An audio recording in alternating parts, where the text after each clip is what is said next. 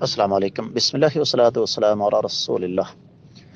سوال آ گیا جی، مکروہ اوقات میں تحیت المسجد پڑھنے کا حکم کیا ہے؟ گزارش یہ ہے کہ سلسلے میں اہل علم کے درمیان ایک لمبا چوڑا اختلاف ہے، لیکن جو صحیح بات ہمیں معلوم ہوتی ہے واللہ اعلم وہ یہی ہے کہ حدیث مبارکہ عام ہے کہ اذا جاء احدکم المسجد فلیصلی رکعتین قبل ان یجلس، جب بھی تم میں سے کوئی مسجد میں آئے تو بیٹھنے سے پہلے 2 رکعتیں پڑھے۔ تو یہ جو جب بھی کا لفظ ہے نا، اس سے پتہ چلتا ہے کہ یہ عام ہے، یعنی 24 گھنٹوں میں کسی وقت بھی آپ مسجد میں تشریف لائیں تو بیٹھنے سے پہلے آپ تحیت المسجد ادا فرمائیں۔ امید ہے کہ آپ کو سمجھ آ گئی ہوگی، واللہ تعالی اعلم۔